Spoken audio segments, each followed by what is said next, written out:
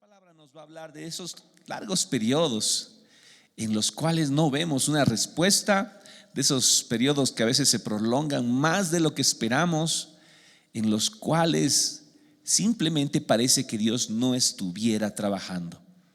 Pero realmente la Biblia nos enseña de que una de las formas en las que Dios trabaja es así, de manera quieta, de manera silenciosa. Aún en esos tiempos donde parece que no hay respuesta, donde parece que no pasa nada, realmente Dios está ahí. Realmente Dios está haciendo algo, Dios está obrando, está trabajando. Dios trabaja en el silencio. Vamos a la siguiente diapositiva. Leamos Isaías capítulo 50. El libro del profeta Isaías, en el capítulo 50, versículos 10 y 11, dice así. Pongan muchísima atención, por favor, que el Señor nos habla de esta manera.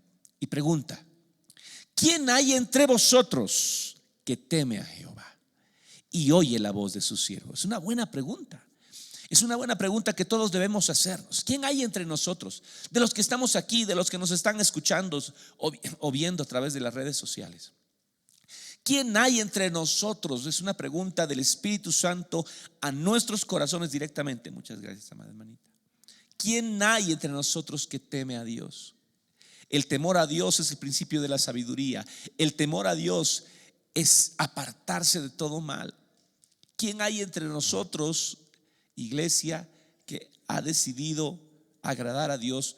Porque para agradarle hay que caminar en su camino, hay que temerle con todo nuestro corazón. ¿Quién hay entre nosotros que teme a ese Dios bendito del cielo y de la tierra y oye la voz de su siervo, y oye la voz de su palabra, y oye la voz del Señor Jesucristo que nos está hablando en esta mañana? Qué lindo sería que todos podamos decir: yo, Señor, yo soy aquel que te temo. Yo sé que todavía me falta mucho, que me equivoco y que estoy en este camino de todos los días, pero estoy luchando y yo te temo, Señor. Yo quiero escucharte más, quiero escuchar tu voz más. Ok, muy bien, dice. Si eres tú esa persona que no necesitas hoy levantar tu mano, decir así: aquí estoy, pero si en tu corazón, en tu interior anhelas estar ahí agradando al Señor al cual servimos, mire, dice aquí: el que anda en tinieblas y carece de luz. La Biblia dice: bienaventurados los pobres de espíritu, porque de ellos es el reino de los cielos. Amén. El pobre de espíritu es el que tiene necesidad.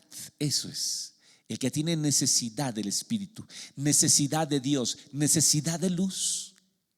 Nosotros tenemos necesidad de Dios cada día más. No importa cuánto lo busquemos, en la medida que más lo busquemos, aún más necesidad tendremos de Él, porque más conciencia tendremos de lo infinito de que Él es. ¿Se da cuenta? Entonces aquí dice: el que anda en tinieblas y carece de luz. Señor, yo necesito de tu luz, yo necesito de tu espíritu, yo necesito más de ti. Yo soy ese Señor, necesito más de tu luz, mucho más de tu luz. La respuesta aquí es, o el consejo divino es: confíe en el nombre de Jehová y apóyese en su Dios. Confía en Jesús de Nazaret, el nombre que es sobre todo nombre. Confíe en Dios, dice que es el mejor consejo que Dios nos puede dar, y apóyese en su Dios. Sabe que si le decía el anterior domingo que si nosotros abrimos la Biblia exactamente, si pudiéramos abrir exactamente en el capítulo central de la Biblia, porque la Biblia tiene exactamente 1188 capítulos. 1188 capítulos, o sea, un 11 y un 88. 1188 capítulos. Si nosotros abrimos exactamente en el capítulo central, este sería el Salmo 118, versículo 8. Mire, 118, versículo 8 igual es 1188. ¿Se da cuenta? Mire esas, entre comillas, coincidencias, pero no son coincidencias. Este libro que tenemos en nuestras manos es un libro único en todo el mundo. Amén. El capítulo y versículo central de la Biblia es el Salmo 118, versículo 8. ¿Y sabe qué dice? Mejor es confiar en el Señor que confiar en los hombres. Ese es el centro de la Biblia. Confiar en Dios que confiar en nosotros mismos, que confiar en nuestros razonamientos, en nuestra inteligencia, o que confiar en el amigo, o que confiar en el apoyo humano que tendremos. Mejor es confiar en el Señor que confiar en los hombres. Es el centro de la Biblia, ese es el corazón de la Biblia, amén. Muy bien, y eso es lo que dice en este capítulo también y versículo de Isaías 50. El que anda en tinieblas y carece de luz, Señor, yo necesito más de tu luz, mucho más de tu luz. Confíe en el nombre de Jehová. Y ese nombre es el nombre de Jesucristo nuestro Señor. Y apóyese en su Dios. Amén. Si terminásemos aquí la palabra, ya estaría el centro de este mensaje. Confiar en el nombre de Dios y apoyarnos en Él. Pero miren lo que somos nosotros. Lo que a veces en nuestra naturaleza humana, en nuestra debilidad humana, incurrimos y caemos. Mire, he aquí que todos vosotros, y dice todos, o sea que todos caemos en una u otra medida en esto. Todos vosotros encendéis fuegos y os rodeáis de teas. O sea, sus propios fuegos no se apoyan en la luz de Dios. Ustedes encienden sus propios fuegos, dice en otra palabra. Ahora dice: andad a la luz de vuestro fuego y de las teas que encendisteis. De mi mano os vendrá esto, en dolor seréis sepultados. Cuando Dios aconsejaba a su pueblo: anden a mi luz, no enciendan su propia luz, decía el Señor. Pero ustedes encienden sus propias luces.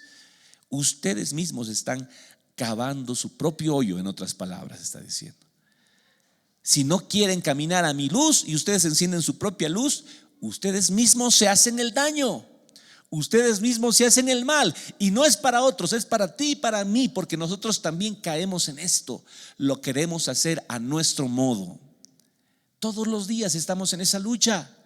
Y este mensaje es para que nuevamente agarremos esa fuerza de Dios para confiar en el nombre del Señor y para apoyarnos completamente en nuestro Dios. Amén. ¿Cuántos decimos amén? Santiago capítulo 1. Mire, a este Nuevo Testamento, Santiago, medio hermano de Jesucristo en carne, dice así: Santiago, siervo de Dios y del Señor Jesucristo, a las 12 tribus que están en la dispersión, salud. O sea, ya en ese tiempo estaban en un tiempo de dispersión. La dispersión no es una bendición, la dispersión realmente era una prueba dura que estaban pasando los israelitas, los judíos estaban dispersos. Las 12 tribus estaban dispersos por todas las tierras. ¿Por qué? Por causa de su transgresión. Hermanos míos, tened por sumo gozo cuando os halléis en diversas pruebas. Ellos estaban en pruebas, estaban en la dispersión, estaban en pruebas. Dice: ahí donde ustedes están, gócense. Gócense. Podríamos decir entre paréntesis, de acuerdo a esta prédica, gócense, porque Dios está trabajando en ustedes, en nosotros, amén. En esa dispersión, en esa prueba, Dios está trabajando, podríamos decir, de acuerdo a este mensaje. Sabiendo, versículo 3, que la prueba de vuestra fe produce paciencia. Mas tenga la paciencia su obra completa, para que seáis perfectos y cabales. O sea, Dios está trabajando y les está haciendo cada vez más perfectos y cabales, está diciendo en otras palabras, sin que os falte cosa alguna. En Romanos capítulo 5 también nos habla de lo mismo. Nos habla de la fe. Y miren lo que produce la fe. Justificados pues por la fe, tenemos paz para con Dios por medio de nuestro Señor Jesucristo, por quien también tenemos entrada por la fe a esta gracia, en la cual estamos firmes y nos gloriamos en la esperanza de la gloria de Dios. Versículo 3. Y no solo esto, sino que también nos gloriamos en las tribulaciones, sabiendo que la tribulación produce paciencia, y la paciencia produce, entre paréntesis podríamos decir, prueba, y la prueba, entre paréntesis, produce esperanza. O sea que hay un objetivo. Tenemos tribulaciones, pero las tribulaciones que estamos pasando en el tiempo presente deberían en nosotros producir gozo. ¿Por qué? Porque al final de todo ello vamos a tener una esperanza gloriosa que no nos va a avergonzar. Miren el siguiente versículo que dice: y la esperanza no avergüenza, porque el amor de Dios ha sido derramado en nuestros corazones por el Espíritu Santo que nos fue dado. La esperanza a la cual nos van a conducir las tribulaciones del tiempo presente, nos van a conducir a la paciencia, a la prueba y a la esperanza finalmente. Esta esperanza no nos va a avergonzar, porque el amor de Dios ha sido derramado en nuestros corazones por el Espíritu Santo que nos fue dado. ¿Qué significa eso, mi hermano? Que nosotros, para poder encontrar motivo o razón o propósito a las tribulaciones presentes, tenemos que tener el Espíritu Santo de Dios que se derrama en nuestros corazones y que nos revela el amor de Dios.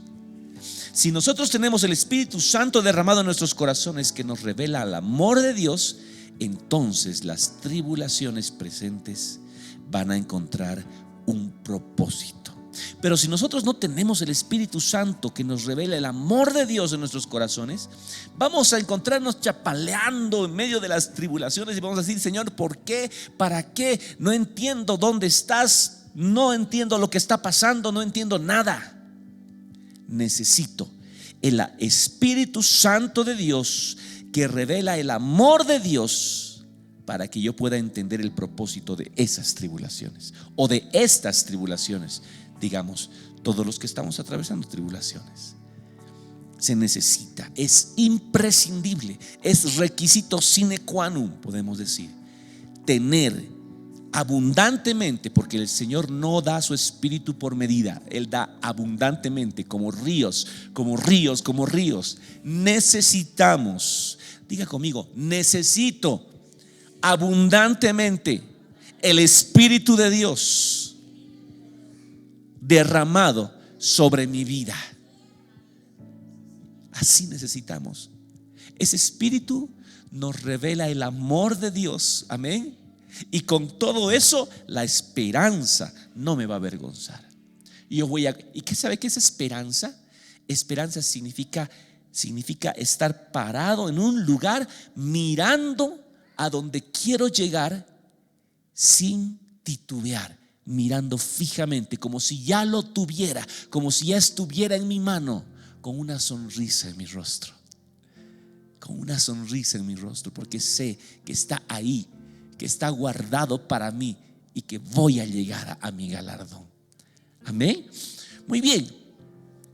Estamos hablando de el tiempo de prueba. Estamos hablando de un tiempo donde Dios trabaja, aunque no lo veamos, ¿sí? Y justamente es por fe. La fe es la certeza de lo que se espera, esperanza, la convicción de lo que no se ve. No se ve, no vemos lo que Dios está haciendo, no lo podemos ver con nuestros ojos, pero por la fe tenemos que saber que Dios está ahí haciendo algo. Amén, ¿se da cuenta? Muy bien.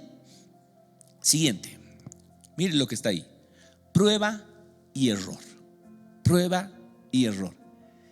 Es lo que muchos científicos hacen o hicieron y realmente encontraron grandes hallazgos en la medicina y otras ramas del saber humano, porque hicieron miles de pruebas, y a la siguiente vez encontraron la respuesta. Pues ahora vamos a encontrar esto en la palabra de Dios. Quienes realmente fueron probados, pero lamentablemente no pasaron la prueba. No pasaron la prueba, sino que cayeron en el error. Mire, la prueba de Sara. Vamos a ver la prueba de Sara. Génesis 16. Dijo entonces Sarai a Abraham: ¿ves que Jehová me ha hecho estéril? Te ruego pues que te llegues a mi sierva, quizá tendré hijos de ella. Y atendió Abraham al ruego de Sarai. Una costumbre antigua del Medio Oriente, de la tierra donde vivían Abraham, Sara y toda su descendencia, es que cuando una persona, una mujer era estéril, no podía tener hijos, que era lo peor que le podía pasar a una mujer en ese tiempo, ¿sí? Ser estéril, no tener hijos, era que podía tener hijos de su sierva, es decir, que su sierva podía estar íntimamente con su esposo, y los hijos que ella le dé, como que políticamente de alguna manera le corresponderían a ella, porque la sierva era de la ama, o sea, le pertenecía entre comillas. Entonces sus hijos tendrían que ser de ella, ¿me entiende? Era como una costumbre así que tenían en ese tiempo. Pero no es bíblico, o sea, no era la voluntad de Dios. No era la voluntad de Dios. La palabra del Señor dice que Dios hizo varón y mujer. Dios hizo a Adán y le hizo a Eva. No le dijo a Eva: te voy a dar una sierva y bueno, voy a hacer este tipo de organización, no sé, acuerdos. No dijo eso, sino que dejará el hombre a su padre y a su madre, se unirá a su mujer, ¿verdad? Y los dos serán uno y se multiplicarán. Esa es la voluntad de Dios. Ya los hombres, en nuestra humanidad, en nuestra forma de organizarnos, hemos hecho una y mil cosas que no están dentro del perfecto plan de Dios. Sepa usted que Dios tiene dos voluntades: una voluntad permisiva y una voluntad perfecta. La voluntad permisiva es aquella en la que Dios considera el corazón humano. Sí, considera el corazón humano, que le ha dado libre albedrío, y Dios dice: muy bien, tú no me quieres obedecer en tu voluntad, ser humano, te voy a permitir hacer esa voluntad que tú tienes, te la voy a permitir. Pero al final, porque yo sé que tú me amas, al final yo lo voy a conducir para bien. Al final, en el proceso vas a encontrar dolor, porque la paga del pecado es muerte, o sea que hay dolor, ¿sí? Pero después de un largo tramo vas a encontrar mi misericordia. Esa es la voluntad permisiva. La voluntad perfecta de Dios es hacer realmente lo que a Él le agrada. Amén. Aunque tengamos que sufrir por hacer su perfecta voluntad, sabemos que estamos dibujando una sonrisa en el rostro de Dios, y eso es lo que todos deberíamos hacer: agradar a Dios. Amén. Esa es la voluntad perfecta. En la voluntad perfecta de Dios podemos experimentar gozo y paz y bendición en ese mismo momento, o podríamos, aún en su voluntad perfecta, experimentar persecución o tribulación. Pero lo importante es que estamos haciendo lo que Dios ha dicho, y siempre, al tarde o temprano, trae galardón, la perfecta voluntad. Muy bien, ¿qué es lo que estaba haciendo Sarai en ese momento? No estaba haciendo la perfecta voluntad de Dios. Dios le había prometido a Sara de que ella iba a ser mamá. Le había dicho a Abraham de que iba a ser padre de multitudes.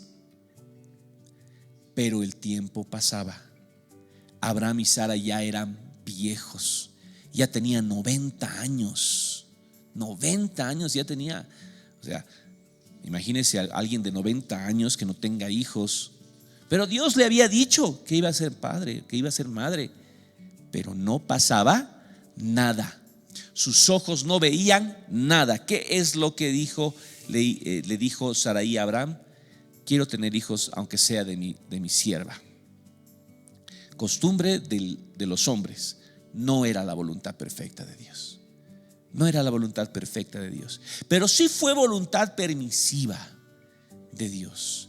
A través de ese suceso, porque Abraham tuvo intimidad con la sierva de Sarai, vienen las naciones árabes, los ismaelitas, que hasta el día de hoy tienen pleito, tienen guerra con los israelitas, con los judíos, ¿verdad? Tienen pleitos. Imagínense cuánto dolor se hubiera ahorrado el pueblo de Dios si Sarai hubiera esperado en la voluntad de Dios, pero no pasaba nada. Sus ojos le decían totalmente lo contrario. En su humanidad, en su debilidad humana, Sara le dijo a Abraham eso, y entonces pasó. Y pues ahora vemos los resultados: millones de personas, miles de personas ahí muriendo en los conflictos por Jordania y todo aquello, ¿no? Claro que todo eso es parte de la profecía bíblica, sí, parte del plan divino, sí, pero en ese plan divino entra también esa voluntad humana imperfecta, sí, porque Dios no nos ha hecho robots para que simplemente hagamos lo que Él quiere. No, nos ha dado una voluntad y Dios quiere que nosotros le obedezcamos de todo corazón. Amén. Que tú y yo tomemos la decisión de obedecerle. Así de respetuoso es nuestro Dios maravilloso. ¿Alguien puede aplaudir a ese Dios que tenemos? Muy bien. Si me está entendiendo, entonces vemos que Sarai tomó una mala decisión, se equivocó, y ahora comprendemos las consecuencias.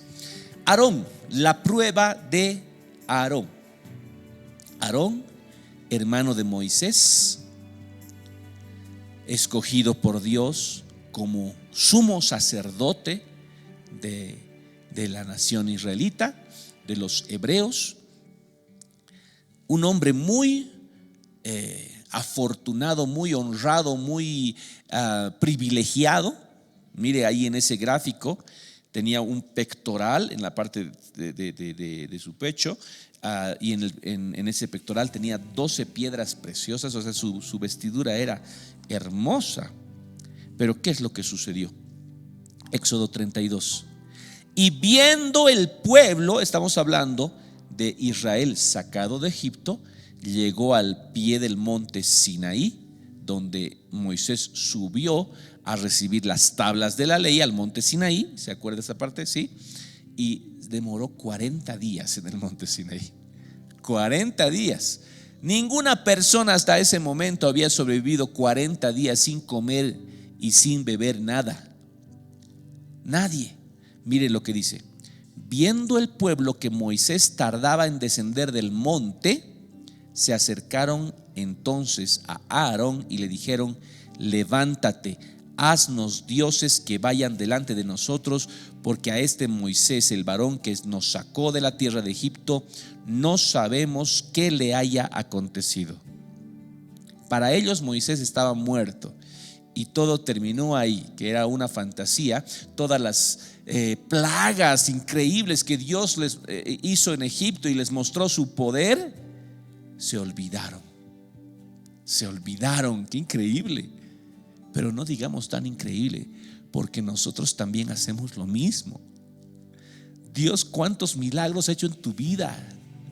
Tú puedes testificar. Yo sé que muchos de ustedes podemos testificar cosas increíbles. Me estoy acordando, mi hermana Soledad no podía tener hijos. ¿Cuántos? ¿8 años? ¿5 años? 3 años no podía tener hijos. Has orado y el Señor te ha concedido, y tienes 2 preciosos hijos. Es un pequeño ejemplo de lo que nosotros podemos decir: Dios ha hecho milagros en mi vida. Pero olvidamos todo eso y estamos listos para dudar, ¿verdad? Olvidamos, y no debemos olvidar. Debemos recordar: oh Señor, tú has sido fiel y seguirás siendo fiel. Aunque yo no vea, tú me mostraste tu misericordia, Señor, y tú sigues siendo el mismo. Me mostrarás tu misericordia. Esa debe ser nuestra actitud. Pero en nuestra humanidad actuamos como los israelitas. Viendo el pueblo que Moisés se tardaba en descender, vinieron donde Aarón, le dijeron: haznos dioses, queremos ver esos dioses, queremos tocarlos. ¿Qué hizo Aarón? Les dijo: no. Falso. Aarón les complació. Aarón les pidió las joyas, porque habían salido de Egipto con mucho oro, con muchas joyas que les pidieron a los egipcios, y los egipcios les dieron todo para que se vayan, ¿sí? Aarón les pidió parte de esas de esas joyas, y con eso hizo un becerro de oro. ¿Era la voluntad de Dios? No era la voluntad de Dios, definitivamente Dios. No era la voluntad de Dios, pero Dios lo permitió. Dios podía mandar un rayo en ese mismo momento, ¡pac! Basta, no hay detener y punto. Pero no, Dios lo permitió. ¿Qué pasó? El pueblo se desenfrenó, comenzó el pecado, comenzó la fornicación. Había fornicación, también hay una orgía, una especie de orgía se formó en ese lugar. El pacto, Dios le dijo a Moisés: Moisés, desciende porque el pueblo que has sacado de Egipto se ha corrompido. Moisés descendió, al mirar eso agarró las piedras, ¡pah! Las rompió, esas piedras, como que el pacto de Dios con su pueblo se estaba rompiendo. Miles murieron en ese día. Miles murieron en ese día, ¿sí? Hubo una gran matanza, una gran muerte ese día por el pecado que había sucedido. Y después de eso, ¿qué pasó? Dios en su misericordia nuevamente lo llamó a Moisés al monte otros 40 días. Otros 40 días. Y le entregó otras tablas. Y después de eso se renovó el pacto. Es un ejemplo de la misericordia de Dios, que Dios, nuestro pecado, nuestro error, lo conduce finalmente a bien. Pero mire cuánto dolor, cuántas muertes, cuántas personas hubieran salvado la vida si Aarón, porque el pecado fue no solamente del pueblo, sino también de Aarón hubiera dicho: no, mátenme si quieren, pero no voy a hacer eso. ¿Cuánto hubieran esperado? No sé cuánto tiempo hubieran esperado más, y Moisés hubiera descendido con las tablas y se hubieran salvado muchas vidas. Ahí está uno de los grandes errores por no saber esperar. La prueba de Saúl, siguiente, la prueba de Saúl. Ve ahí en la imagen, Saúl, el primer rey de Israel.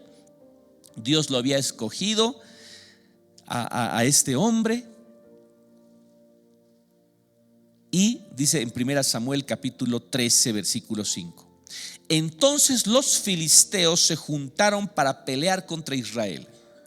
Los israelitas no eran una nación guerrera, no eran una nación guerrera. Ellos solamente habían aprendido en Egipto a cultivar la tierra, a hacer ladrillos. Eso eran los israelitas. Y los filisteos, sí, al contrario, eran naciones guerreras. Y los filisteos se juntaron para pelear contra Israel. 30,000 carros, imagínense, 30,000 carros, 6,000 hombres de a caballo, y un pueblo numeroso como la arena que está a la orilla del mar. O sea, así, hasta donde ven los ojos, era el ejército de los filisteos. Y subieron y acamparon en Micmas, al oriente de Bet-Aven. Estaban listos para la guerra. 1 Samuel 13, 8. Y él, estoy hablando de Saúl, en el versículo 8 dice: y él esperó 7 días. 7 en la Biblia es el número perfecto, es un número que nos habla de la voluntad de Dios. Esperó 7 días, conforme al plazo que Samuel había dicho, pero Samuel no venía a Gilgal y el pueblo se le desertaba.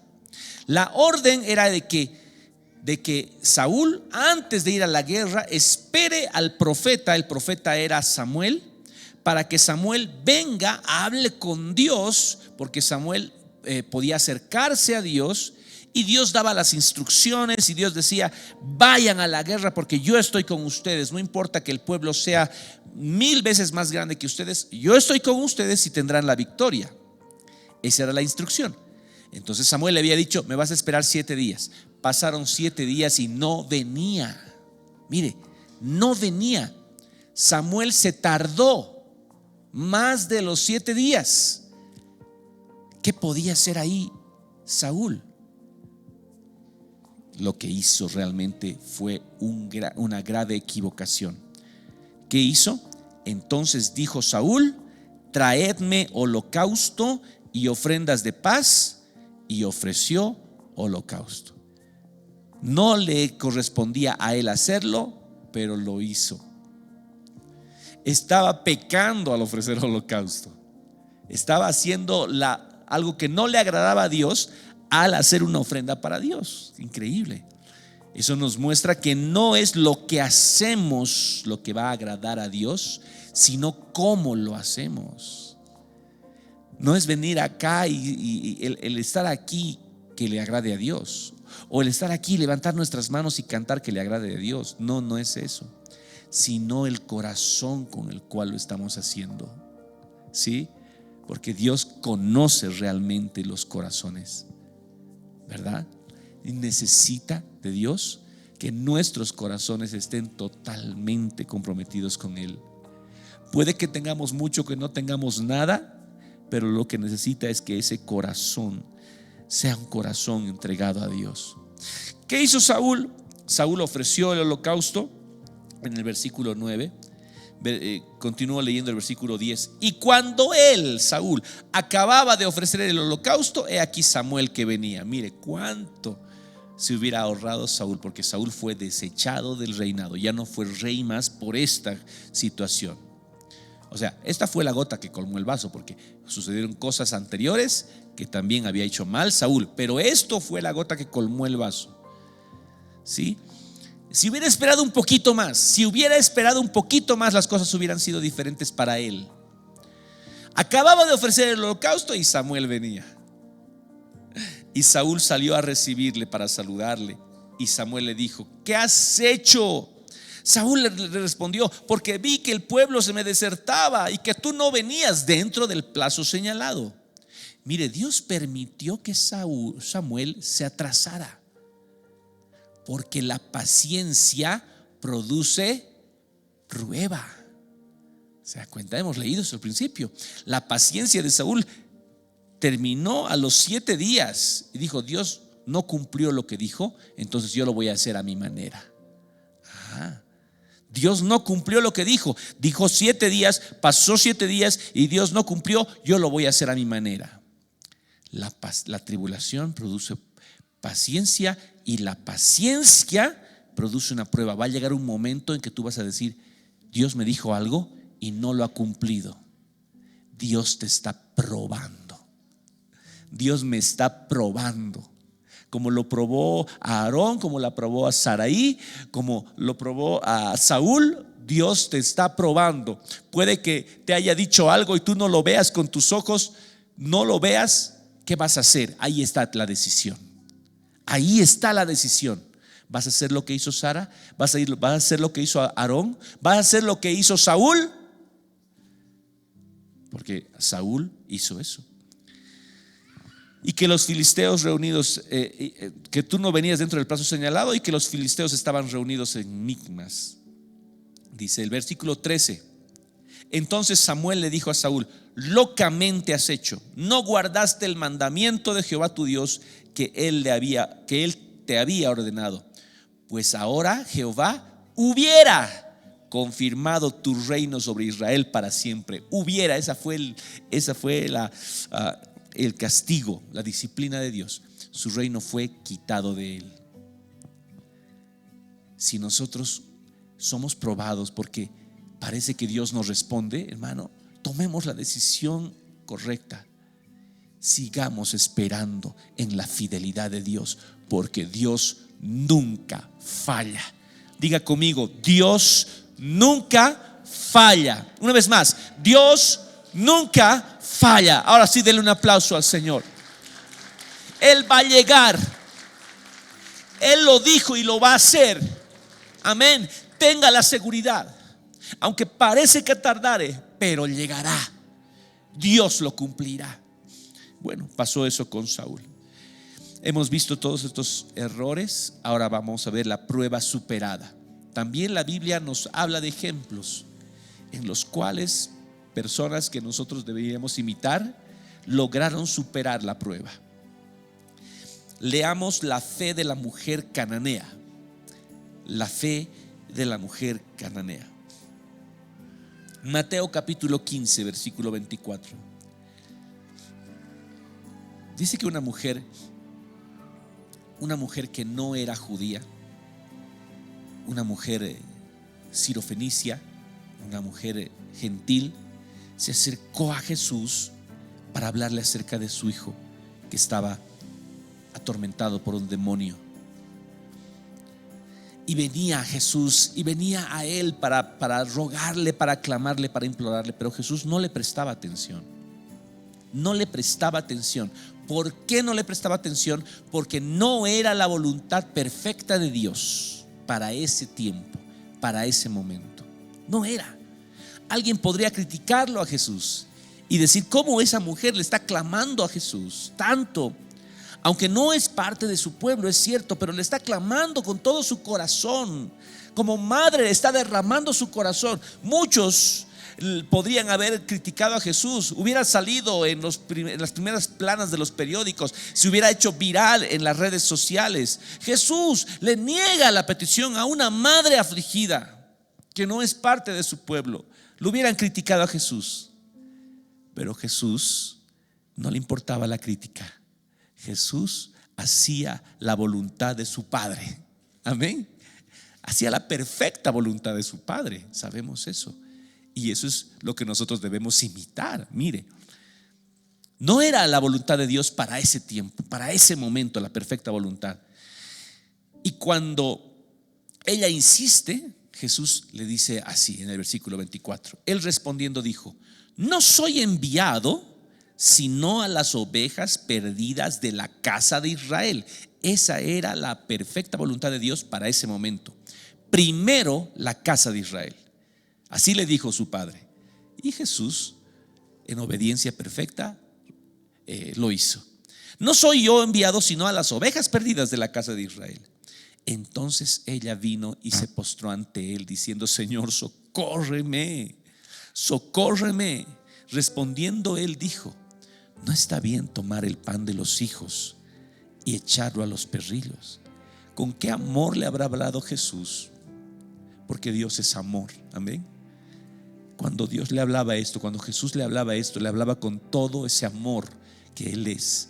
Y le decía: hija, o le decía, no está bien tomar el pan de los hijos y echarlo a los perrillos. Así le dijo, está escrito. Pero ella le responde de esta forma. No, antes de pasar a la siguiente. Si nos quedásemos ahí en el versículo 26, no está bien tomar el pan de los hijos. Le está diciendo: tú no eres hija, en otras palabras. Tú no eres hija, le está diciendo. Y echarlo a los perrillos. ¿Qué le está diciendo Jesús? Tú no eres hija, eres como un perrillo. Así le está diciendo. ¿Cuántos de nosotros nos hubiéramos ofendido en este momento si hubiéramos escuchado esas palabras que nos está diciendo: no es para ti mi bendición, no es para ti? Muchos nos hubiéramos ido, nos hubiéramos levantado, nos hubiéramos ofendido y nos hubiéramos ido, ¿verdad? Dios me está diciendo eso.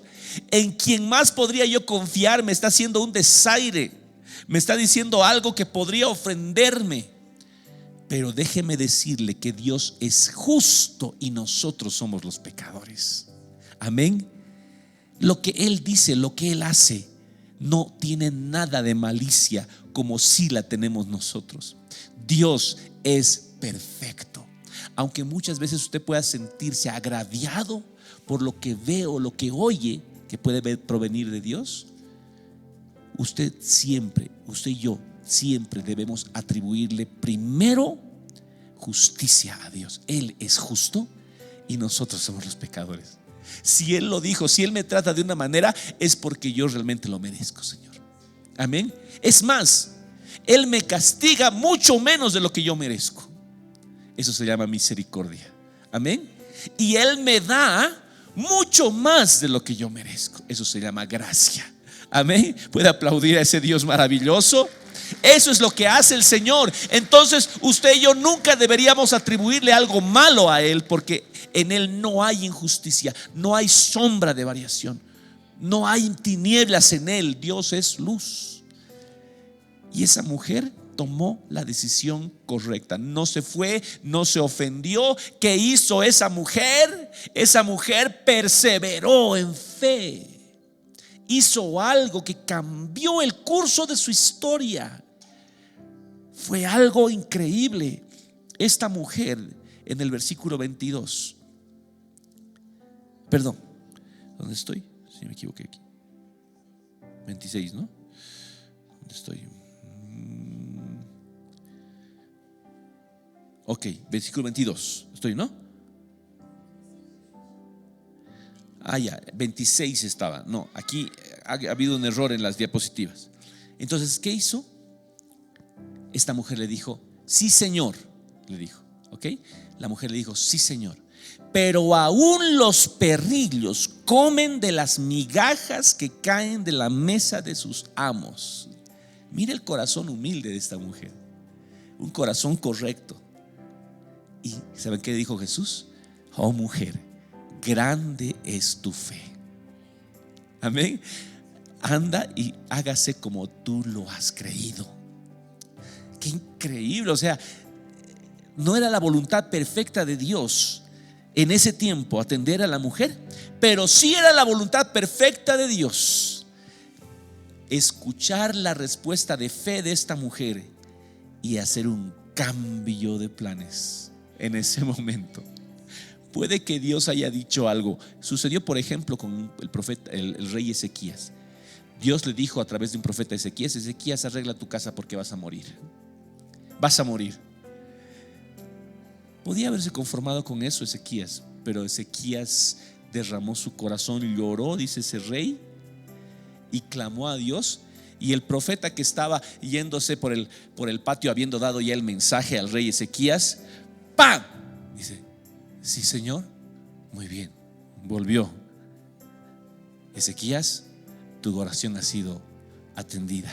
Dios te añade 15 años más de vida. Miren lo que hace la actitud correcta. Amén. Tener un corazón correcto delante del Señor. No echarle la culpa a Dios. No decir: Señor, tú eres el que has fallado, tú eres el que te has atrasado, no yo. No decir eso, sino perseverar, humillarnos, seguir, porque sabemos que Dios siempre va a cumplir lo que dijo. Entonces sucedió lo que esta mujer. Muy bien, grande es tu fe, hágase como has creído. Y el hijo de esta mujer fue sano en esa misma hora. Fue una prueba superada definitivamente. Muy bien. El caso de Lázaro. Vamos a ir al caso de Lázaro. Miren esa fotografía. Ahí está Marta, está María y está Lázaro resucitado. Lázaro resucitado. Ahí están las vendas incluso ahí que le están colgando de Lázaro. Juan capítulo 11. Enviaron pues las hermanas para decir a Jesús: Señor, he aquí, el que amas está enfermo. María, Marta y Lázaro eran hermanos. Jesús amaba mucho a esa familia, mucho, ¿sí? Pero Lázaro enfermó gravemente. María y Marta enviaron el mensaje a Jesús diciéndole que estaba enfermo. Dice el versículo 5: y amaba Jesús a Marta y a su hermana y a Lázaro. Cuando oyó pues que estaba enfermo, ¿qué dice ahí? Se quedó 2 días más en el lugar donde estaba. Adrede Jesús se atrasó. Él podía haber ido ese momento, encontrarlo con vida y sanarlo a Lázaro. Pero Jesús dijo: no, me voy a quedar 2 días más aquí, porque yo sé que Lázaro va a morir. Tiene que morir. Qué difícil, qué duro. Siguiente. Jesús, después de los 2 días, fue. Marta corrió a darle encuentro a Jesús. ¿Y qué le dijo Marta? Señor, si hubieses estado aquí, mi hermano no habría muerto. Ahí me detengo. Podía haberle dicho Marta: Señor, ya no eres mi amigo.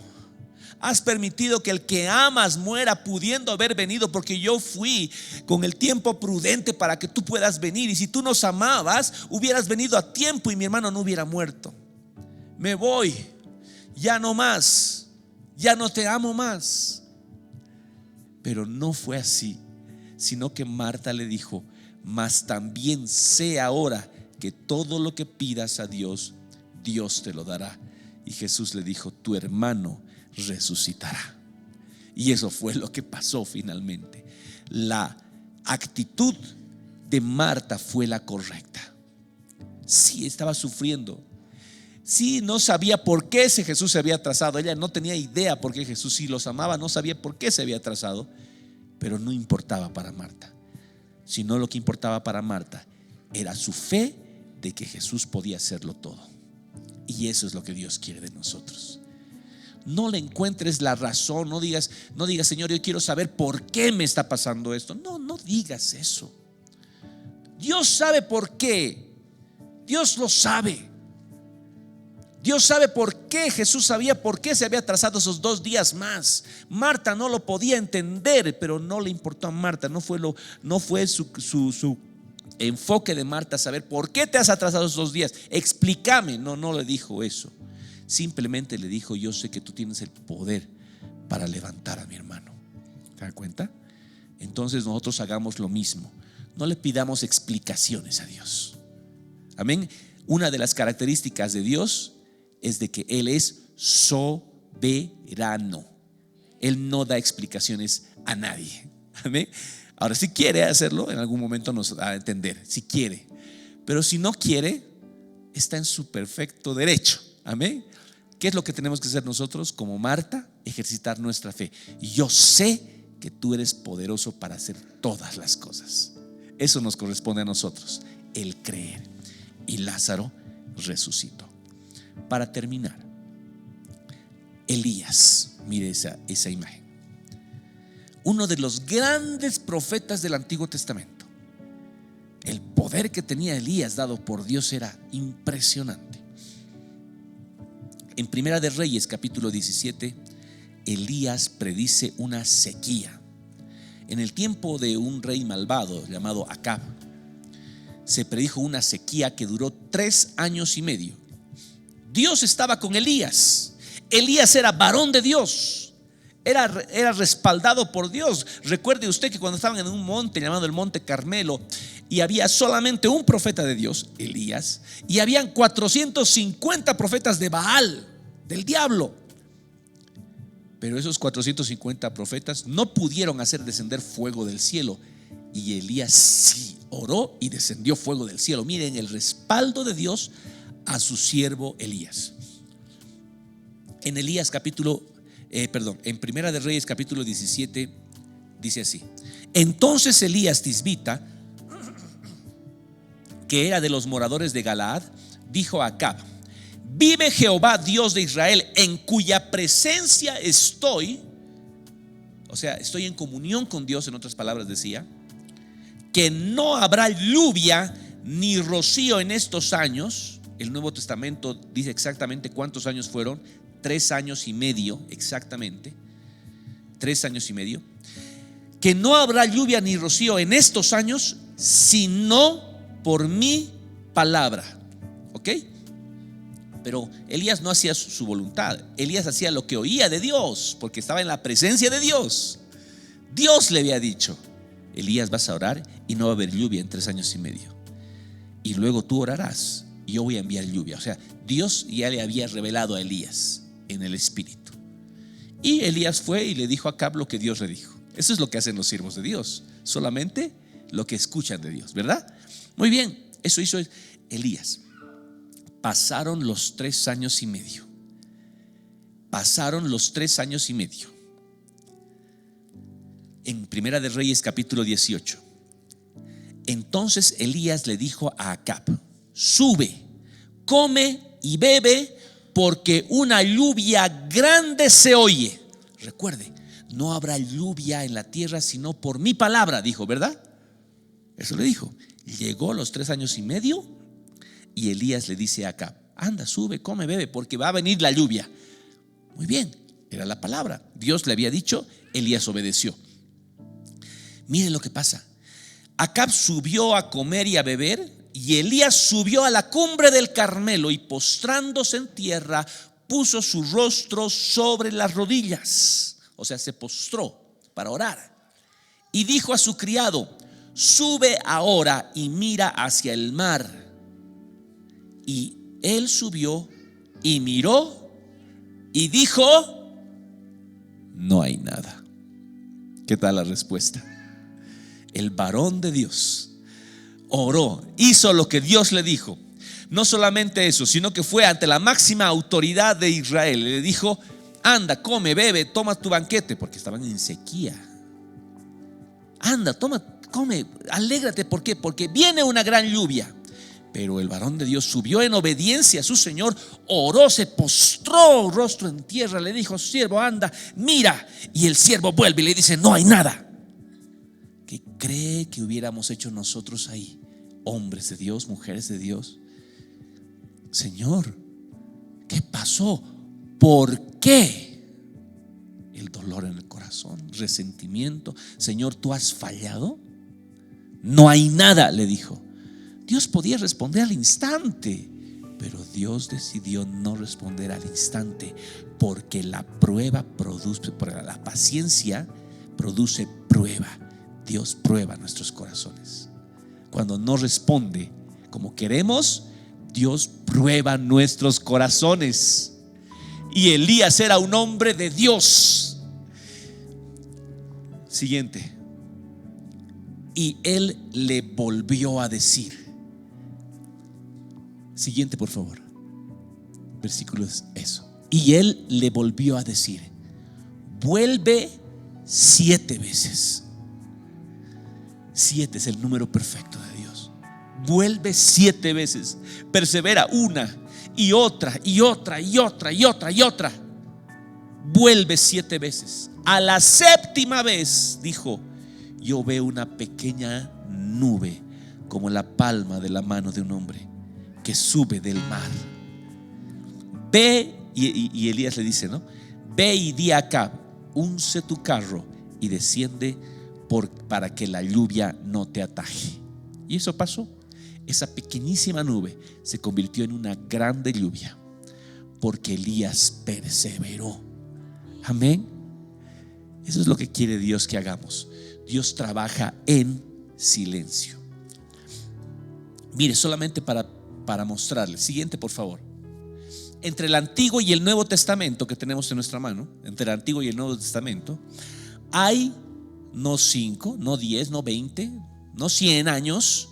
Hay 400 años entre el Antiguo y el Nuevo Testamento. Se llaman 400, por favor, siguiente diapositiva. Se llaman 400 años de silencio, porque en esos 400 años no hubo una escritura que haya quedado registrada en la Biblia. En esos 400 años el pueblo de Dios fue dominado por diferentes culturas. Primero los babilonios, luego los persas, luego los griegos. Después de los griegos, por un tiempo fueron independientes por unos años, y luego otra vuelta cayeron bajo el dominio de los romanos. 400 años. Muchos dirían: Señor, ¿por qué? ¿Dónde estás? ¿Qué pasa contigo? 400 años y no hay tu promesa. Dios utilizó todas esas circunstancias para que, por ejemplo, en el tiempo de Jesús, el idioma universal sea el griego, y con ese idioma el evangelio pueda correr a todos los lugares. Dios utilizó el poder romano para que haya una paz en todo el imperio y los viajes puedan ser seguros de lugar a lugar, y los misioneros puedan llevar el mensaje de Cristo a todos los lugares donde fueron.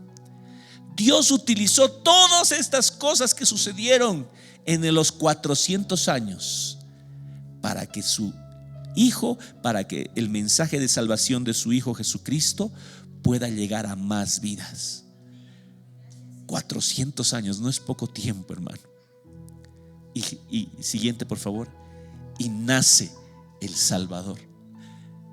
Mientras más largos son los periodos de espera, la respuesta es mucho más gloriosa, porque Dios está trabajando. Amén. Como Dios nos dijo: voy, en la casa de mi Padre hay muchas moradas, voy a preparar un lugar para ustedes. Estamos esperando nuestro glorioso encuentro con el Señor. Tenga la seguridad de que el tiempo que nos toque esperar va a valer la pena. Amén. Denle un aplauso al Señor. Va a valer la pena. Póngase de pie. vale la pena esperar. En Dios vale la pena esperar. No importa lo que demore, no importa lo que tarde, Dios siempre cumplirá, porque Él es fiel. Levante sus manos. En ti confía mi corazón.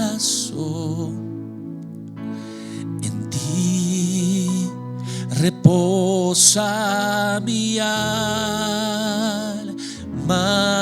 mi ser, descansa en ti, puedo ser feliz. En ti confía mi corazón.